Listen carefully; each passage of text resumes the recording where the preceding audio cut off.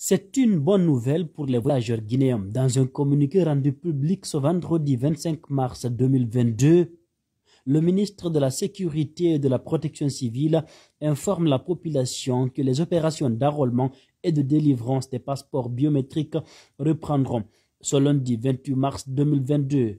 Pour des raisons de travaux d'émiettage des lieux d'accueil pour les opérations d'état civil et les interviews au ministère de la Sécurité et de la Protection civile, seuls les centres d'enrôlement et de délivrance de passeports de Nongo et de Matoto, 6 dans les commissariats centraux, sont disponibles. Le ministre informe par la même occasion de la reprise des paiements à Ecobank. Nous proposons donc ce communiqué lu à la télévision nationale. Le ministre de la Sécurité et de la Protection civile a l'agréable plaisir d'informer la population que les opérations d'enrôlement et de délivrance des passeports biométriques reprendront le lundi 28 mars 2022.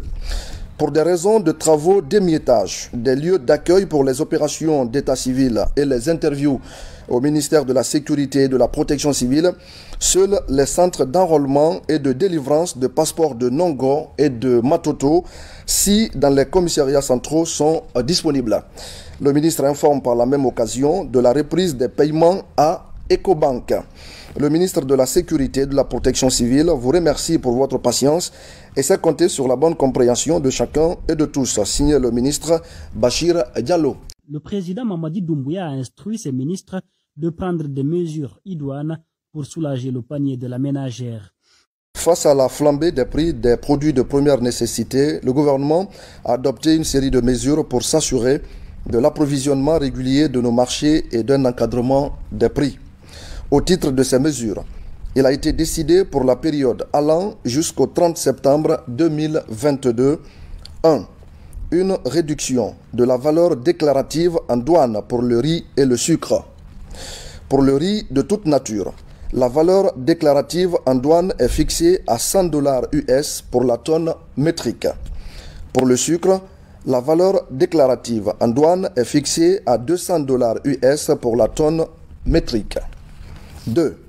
L'interdiction de réexporter les produits de première nécessité subventionnés par l'État.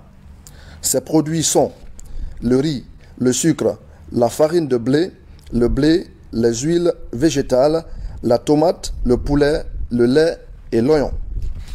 3. L'obtention d'une autorisation préalable du ministère du Commerce, de l'Industrie et des PME pour l'exportation des produits vivriers locaux. 4.